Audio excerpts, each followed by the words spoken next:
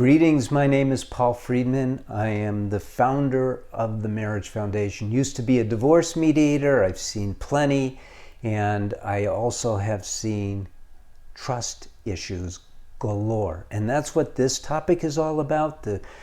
The real question that spurs this is, my wife says she'll never trust me again. Here's 3 things you can do to gain her trust. And after we get into these 3 things, then we're going to talk about marriage a little bit too. Because this particular channel is unlike any other. And I've heard that constantly. It's in many of our comments. And the reason why is because this is the first and most realistic teachings about marriage that exist. I wasn't ruined by being and I beg your pardon to psychologists who are marriage counselors too. I wasn't trained in psychology. So coming from a position of being a divorce mediator, I look for a pragmatic way to heal a marriage. And my God, talk about opening a can of joy, a can of bliss. It's amazing. Now, I love psychologists. I really do. I'm not being sarcastic. And the reason why I do is because you are, if you're one, sincere about serving others. It isn't your fault that you are given a lot of information that is simply contrary to reality. I mean, I have many friends who are psychologists. Many of our counselors, our TMF counselors, are psychologists, and I invite you to become one too. Become a TMF marriage counselor. We want you. And, we talk about things like Freud, we talk about, the hierarchy of needs, and everyone's going, well, those were the old days, things change, but the core principles don't change. There's universal principles, and that's what everything we do are based upon. Universal principles. So this topic is interesting. My wife says she'll never trust me again. 3 things you can do to gain her trust. Let's go to it. Okay, number 1, realize that, and this is interesting, and I'm not trying to get you off the hook here, but realize that her trusting you is a choice. It's her free will. You're not going to get her to change necessarily, but you can rise above. She is choosing to not trust you.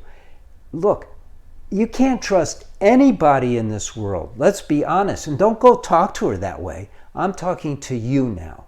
I'm not talking to her. I'm just talking to you. And if you two were together, I wouldn't have this conversation with the 2 of you. I would have a different conversation with her that is more pointed. But for you, I want you to have insight that's going to help you. That's our mission here, is to help you have a great marriage. Understand, this world, I don't know why it's called Earth. It actually has more water than Earth, but I would have called it treachery, because that's what there is most of in this world, is treachery. This is not a safe place. The world is treacherous, competitive. You can't walk down the street holding money in your hand. Someone will snatch it. You got to be careful with everything. So to trust anybody is huge. Yes, we learn to trust people in certain capacities in certain ways, but they're probably going to betray your trust. And if you're searching here for this, chances are, not all of you, but chances are you cheated on your wife, you got caught, you want to heal the marriage, and you're going, how do I regain her trust? That's not all there is to saving your marriage, but we'll get into that later. So you cannot get her to trust you again, and it's not necessary to have a great marriage. She doesn't have to trust you, okay? And that thread, we'll pick that up later so you understand why. Number 2, this is important. Basically, a flaw of yours, whether it's cheating, lying, deceit, whatever it is, came to the surface. It did. You can't pretend it didn't, or she would quote unquote, trust you. You got to take a real hard look at yourself. You got to ask yourself, am I who I want to be? Not do I want to be trusted. You got to ask yourself, am I trustworthy? Or am I going to do it again? You know, statistically, you're going to do it again. We can help you so you don't.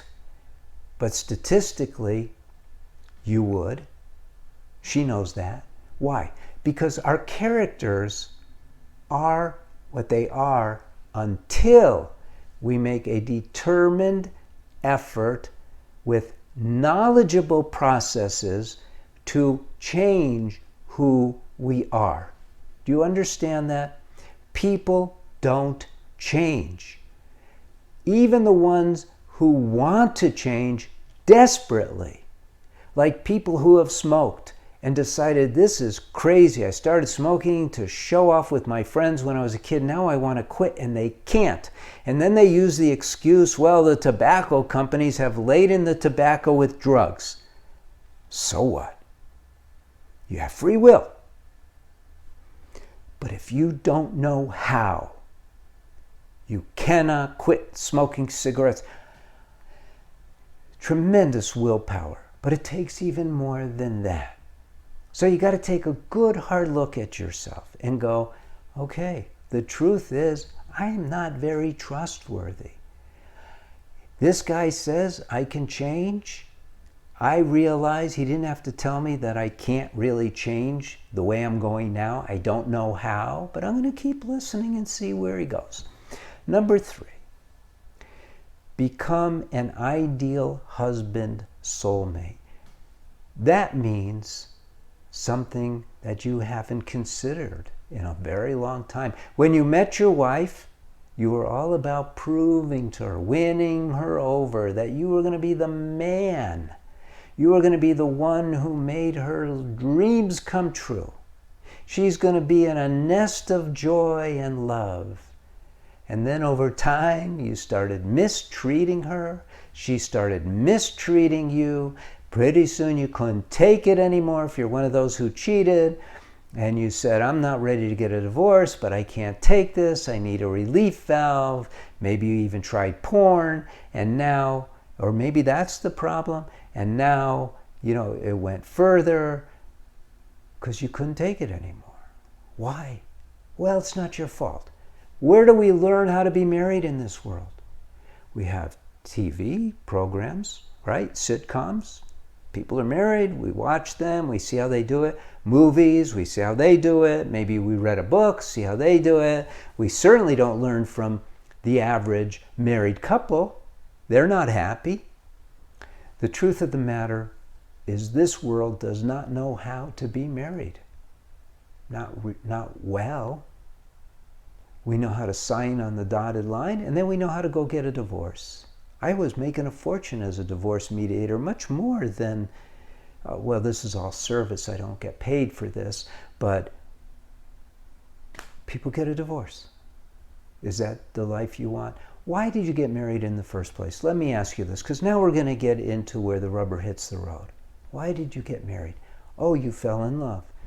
That's not why you get married. You fell in love. Great. You didn't have to get married. Well, it's the thing to do. Yeah, that's a reason. Well, I wanted to have kids. Hey, everyone's having kids now. You don't have to be married. You got married for a very simple, non-esoteric reason. You wanted to be happy. You met your soulmate and you realized, this is the person I want to be with for the rest of my life. We're going to live not like the others, but we're really going to be happy. We get along so well. Everything's great. She's gorgeous. She's this, she's that. And then, bam, it keeps getting worse and worse and worse, right? We're not taught. Here's rule number 1. I shouldn't call it a rule. Here's truth number 1 about happiness. You cannot possibly be anything other than fleetingly happy until you have learned to master your mind. Oh, you never heard that before. Right. We're not taught that. I came across these things. I had a couple who came to me who didn't want to get a divorce. They came to me to get a divorce, but they didn't want one. They cried and they said, "Can you help me? I'm a communications expert." I thought, yeah, it's all about communications. Give me a little while. I got to learn a little bit more. And I started diving into marriage, and I realized these things are incredible. And I've put together an entire teachings of marriage. You should subscribe to this channel. You're going to learn a lot. But I'll tell you right now, where you are right now, if you are like big into porn or you have cheated on your wife, you really got to get the course for men so you can turn everything around. What will you learn in that? Number one, imperative. You got to learn how to master your mind. What's that all about? What the hell is he talking about? Here's what I'm talking about. We are triune beings. Fancy way of saying we are a soul. Yes, it's not religious, but you are. You're a soul.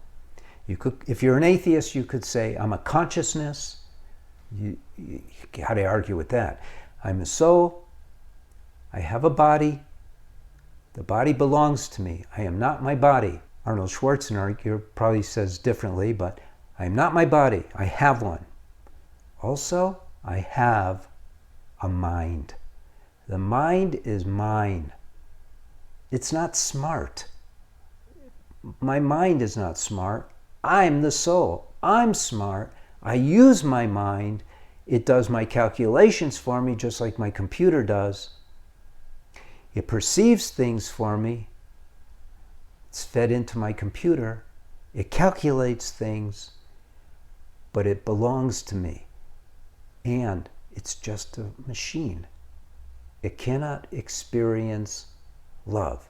It can experience some of the manifestations of love, which reduces its guard.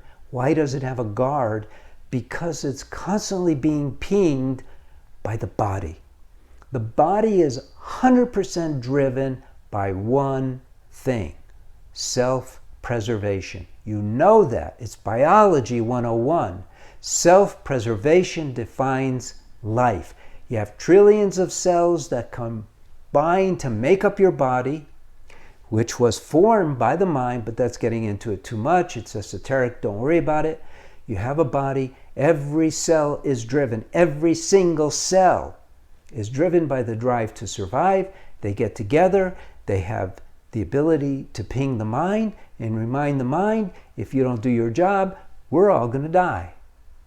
And so the mind is a workhorse, a slave to the body. And we don't even know it. We don't even know it. We're not taught it. Well, now you are. Your mind belongs to you. It's your obligation to control it. You don't be pushed around by emotions. You don't be pushed around by instincts. You don't be pushed around by the inner triggers that cause reactions. You're in charge of all of it. You have free will. You have volition. Those are not of the mind. Those are of you. You're the soul. You're in charge of everything. And so how do you become the ideal soulmate? You start pulling in yourself as yourself. What is yourself? What is the soul? The soul is joy. The soul is love. The soul is wisdom. The soul is consciousness. And that's what you become. You become the master of your mind, and you do it over time. It takes a long, long time. But it's so cool, because as soon as you begin the process, and there has to be a process, and that's why we have the course for men. As soon as you begin the process, you start seeing the results. It's amazing. Just look at our testimonials. It's amazing. And I'm not pitching you on this. I'm merely explaining it to you. So number one, you got to learn how to master your mind. You have to. So you are the soul to be with your soul mate. And number two, you got to learn the rules of the road. You got to know how marriage functions. What works and what doesn't work. It's simple stuff. It's cause and effect. But we've never been taught. You know that if you yell at your wife, or if you cheat on your wife and get caught, there's going to be an effect. It's cause and effect. That's a law. That is not a sometimes it works and sometimes it doesn't. It's degrees, sure, but it's still a law. Cause and effect is like the operating principle law in creation. It's duality. Light, darkness, Heat, cold, cause and effect. It's all there in front of us, but we were never taught. And so that's what we teach at the Marriage Foundation. And if you want to have what marriage promises, which is what you thought you were getting when you first asked your wife to marry you, which is joy, indescribable, incomparable, and ever increasing, and love the same way, ever increasing, because love has no boundaries. It's not of the mind, it's of the soul. If that's what you want, you can have it. Period. Yes, you can. Read our testimonials. I'm not making this stuff up. And if you're a psychologist or clergy and you want to become a TMF marriage counselor, please enroll. We want you. I'm Paul Friedman. I founded the Marriage Foundation. I did it for you and others like you. Because until we get into trouble, we don't think about healing our marriage. You know, human beings are very interesting, and the mind is very interesting. Very interesting stuff. God bless you.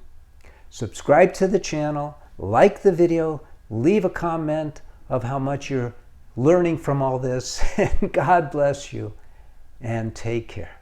Take care.